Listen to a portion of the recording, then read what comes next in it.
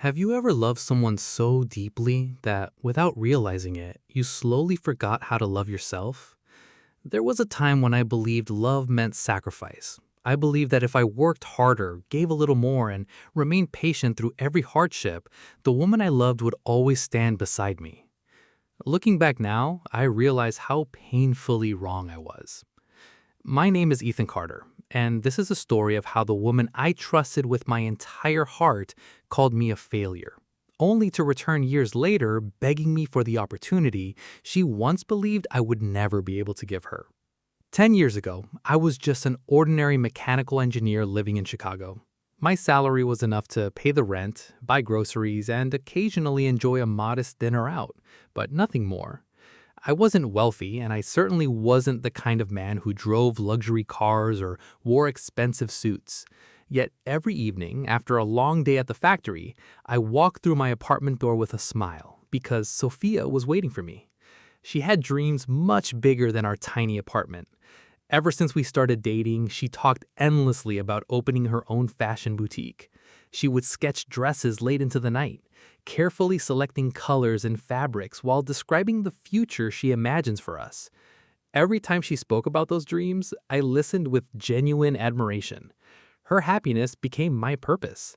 I never cared whether my own dreams came true, as long as hers did. The first few years of our marriage were far from glamorous, but they were filled with love. We lived in a small apartment with old wooden floors that creaked every time we walked across them. During winter, the heater barely worked, and whenever it rained, we had to place buckets around the living room to catch the water dripping from the ceiling. Some nights we survived on instant noodles because payday was still days away. But somehow, those difficult moments became our happiest memories. We'd laugh over burnt dinners, dance in the kitchen while waiting for laundry to finish, and spend hours talking about the future. Back then, I truly believed that no amount of money could ever replace what we had. Everything changed the day Sophia found the perfect storefront for her boutique. It was exactly what she had always dreamed of, a beautiful corner shop in one of Chicago's busiest shopping districts. Unfortunately, the rent and renovation costs were far beyond anything we could afford. We visited 3 different banks hoping for a business loan, but each application was rejected. The final rejection broke her heart. That evening, I found her sitting alone in the living room, quietly crying while staring at the lease agreement she would never be able to sign. Seeing her like that hurt me more than I can describe. The following morning, I opened a small wooden box that had remained untouched since my mother's funeral. Inside were the few pieces of jewelry she had left behind: her wedding necklace, a gold bracelet, and the ring my father had given her decades earlier. Those weren't just valuables. They were the last physical memories I had of my parents. Selling them felt like saying goodbye to my mother all over again. But I never told Sophia what I had sacrificed. I simply sold everything, returned home with enough money for the down payment, and placed the shop keys in her trembling hands. Tears streamed down her face as she threw her arms around me. "I promise," she whispered through sobs, "when this business succeeds, everything I have will belong to us." For the next 3 years, I lived only for Sophia's dream. My mornings began before sunrise at the factory, where I spent 10 exhausting hours surrounded by machines, grease, and endless deadlines. Most people would have gone home after work to rest, but my day was only half over. Every evening, I drove straight to Sophia's boutique. I painted walls, assembled shelves, unloaded deliveries, fixed broken lights, and cleaned the floors after closing. On weekends, while others relaxed with their families, I stood behind the cash counter helping customers, carrying heavy boxes, or repairing anything that stopped working. I never asked for recognition because seeing Sophia smile was reward enough.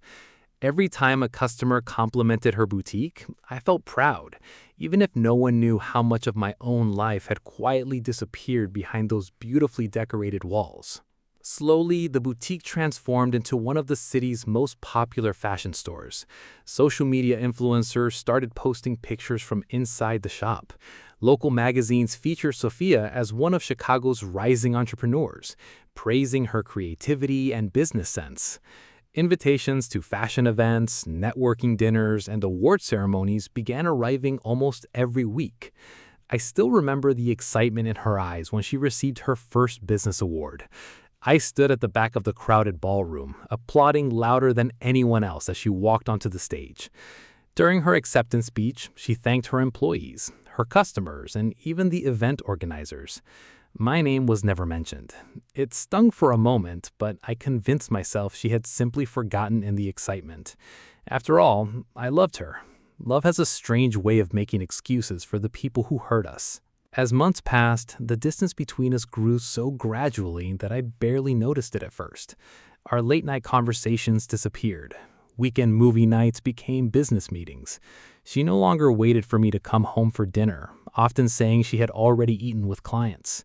Her phone was always in her hand, and whenever a message arrived, she smiled at the screen before quickly locking it as I entered the room. If I asked who it was, she'd casually reply, "Just work," before changing the subject. Deep inside, something didn't feel right, but I buried those feelings because I believed trust meant choosing faith over suspicion.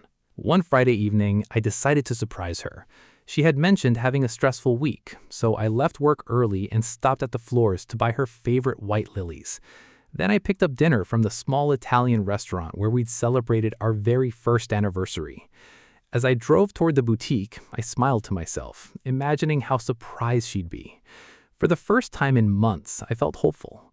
Maybe we simply needed one quiet evening together to remind ourselves why we had fallen in love in the first place. The boutique lights were still on when I arrived. I quietly unlocked the front door, careful not to make any noise. Before I could call out her name, I heard laughter coming from her office. It wasn't just Sophia's laughter. A man's voice echoed through the room, confident and familiar, followed by another burst of laughter from her. Curious, I walked closer. The office door was slightly open. Through the narrow gap, I saw a tall man wearing an expensive tailored suit standing only inches away from Sophia. He gently fastened a sparkling diamond bracelet around her wrist. She looked into his eyes, smiled in a way I hadn't seen in years, and then kissed him. In that single moment, time seemed to stop. My hands went numb, and the bouquet of lilies slipped silently onto the floor. The warm dinner I had carried with so much excitement crashed beside it, spilling across the polished tiles. Neither of them noticed. They were too lost in each other to realize that the man who had sacrificed everything for that boutique was standing only a few feet away, watching his entire world collapse. I wanted to scream. I wanted answers. Instead, I turned around, walked back to my car, and drove into the night without knowing where I was going. Sometimes heartbreak is so overwhelming that it leaves you completely silent. I spent hours driving through empty streets until sunrise painted the horizon. My phone rang dozens of times, but I never answered. By the time I returned home the next morning, Sophia was already there, calmly drinking coffee in the kitchen as though nothing unusual had happened. She looked at me, smiled casually, and asked if I worked late. I stared into her eyes, hoping to find even the smallest trace of guilt. There was none. In that moment, I realized something far more painful than her betrayal. The woman I loved had already left our marriage long before she ever packed her bags. 6 days passed after the morning I caught Sophia lying to my face, and I never mentioned what I had seen inside the boutique. Every morning I left her work with the same smile she expected to see, and every evening I returned home pretending everything was normal. She believed I was still the same trusting husband who knew nothing. In reality, I had stopped looking at her as my wife. I had started looking at her as someone hiding the truth. Every late-night phone call, every unexplained expense, every so-called business meeting that stretched past midnight, I noticed all of it. Instead of confronting her, I quietly began collecting evidence. I copied invoices, bank statements, contracts, payment records, and emails. The more I uncovered, the more horrifying the truth became. Sophia hadn't simply fallen in love with another man. Together, she and Damien had been secretly transferring money out of the boutique, the very boutique that existed only because I had sold my late mother's jewelry to make her dream come true. The woman I had trusted with everything wasn't just breaking my heart. She was stealing the future we had built together. Every document I saved felt like another piece of our marriage being buried forever. Some nights I couldn't bring myself to walk into the apartment. I'd sit alone in my car for hours, staring through the windshield while memories replayed endlessly inside my mind.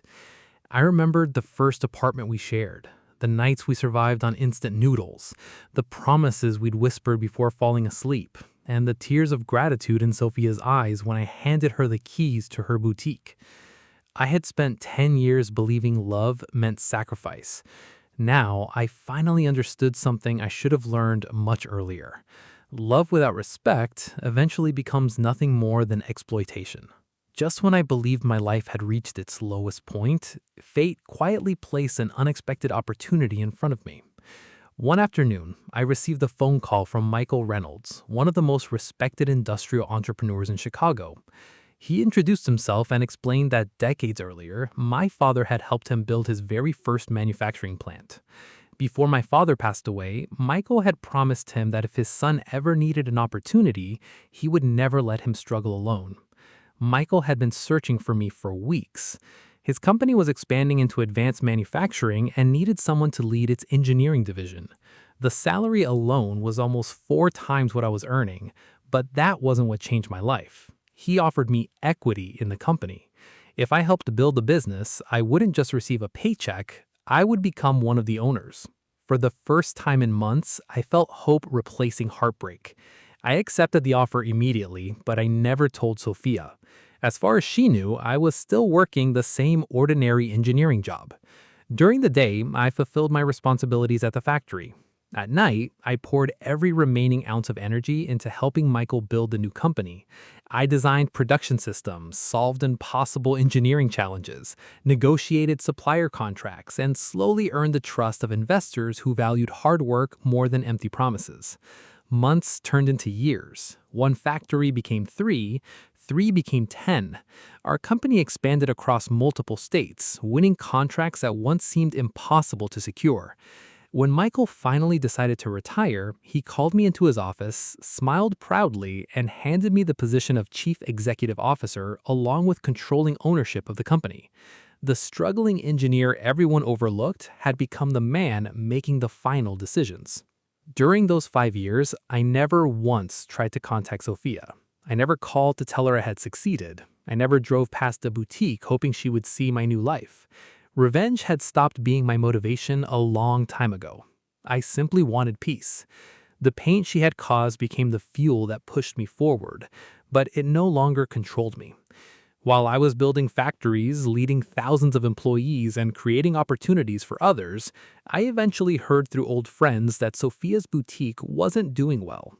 Damien had convinced her to expand too quickly, invest in risky projects, and trust people who cared only for money. The empire she had chosen over our marriage slowly began collapsing under debt. Damien's investment company wasn't doing much better. Federal investigators had started examining several of his financial transactions, and rumors of fraud spread quickly throughout the business community. The empire they had built together was beginning to crumble. Then one ordinary Monday morning, fate completed the circle in a way I could never have imagined. During our weekly executive hiring meeting, my human resources director placed a resume on the conference table. "Our final candidate has excellent experience managing luxury retail operations," she said. Without much interest, I reached for the file. The moment I saw the name, my hand froze. Sophia Carter. For several long seconds, I simply stared at the paper. The confident boutique owner who had once believed I would never become anything was now applying for a management position in my company because her own business had gone bankrupt. As I continued reading, another familiar name appeared in the employment history: Damien Brooks. His investment empire had collapsed after investigators uncovered years of financial fraud and illegal business practices. Most of his companies had been seized or liquidated, and the remaining assets had recently been purchased by one corporation: mine. I quietly closed the resume and instructed Human Resources to invite the candidate for a final executive interview. 30 minutes later, the conference room doors opened. Sophia walked inside, carrying a leather folder. her confidence disappearing the instant she saw me sitting at the head of the table.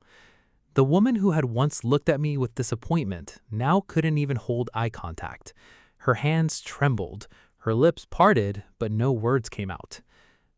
"Ethan?" She barely whispered my name. I simply nodded and invited her to sit. Tears filled her eyes almost immediately. She apologized for everything. She admitted that success had changed her. She blamed Damien for manipulating her decisions. She confessed that leaving me had been the greatest mistake of her life. Then, with a voice breaking under the weight of regret, she asked if I could give her one last chance, not as my wife, but simply as an employee. Before I could respond, there was another knock on the conference room door. The receptionist entered with a nervous expression. "Sir, Mr. Damien Brooks is here. He insists on speaking with the CEO personally regarding the acquisition of his remaining assets." I smiled faintly. "Send him in." The door opened once again. Damien walked confidently into the room until his eyes met mine. The confidence vanished instantly. For a few unbearable seconds, complete silence filled the room. The man who laughed while stealing another man's wife and the woman who once called me a failure were now standing together in front of the company they desperately needed. I slowly stood from my chair and walked toward the floor-to-ceiling window overlooking the Chicago skyline. Without turning around, I spoke calmly. "You both spent years believing that money made someone valuable. You thought success belonged only to people with power. You looked at me and saw an ordinary engineer who would never become anything." I turned back to face them. "The truth is, I never lost because you betrayed me. You lost the moment you believed betrayal was a shortcut to success." I picked up Sophia's resume and looked at it one final time. Then, without anger, without raising my voice, I calmly tore it in half. I pressed the intercom. "Security, please escort Miss Carter and Mr. Brooks out of the building." Neither of them argued. Neither of them even tried. As the elevator doors closed behind them, I stood quietly in my office, watching the city I had helped build. 5 years ago, I had walked away from the boutique feeling like the biggest failure in Chicago. Today, I realized something far more valuable than revenge. Success isn't proving your enemies wrong. It's reaching a point where their opinions no longer matter. And as I looked over the skyline, I smiled, not because Sophia and Damien had lost everything, but because after all those years, I had finally found the one thing they could never take from me: my self-worth. Thank you for staying with us until the very end. If this story kept you hooked, don't forget to like the video and subscribe to Ember Heart Stories for more emotional stories of love, betrayal, redemption, and unforgettable second chances. And here's a question for you. Do you think Ethan made the right decision, or should he have given Sophia one more chance? Share your opinion in the comments. We read every one of them. Until our next story, stay kind, stay strong, and remember, the people who truly love you will never make you question your worth.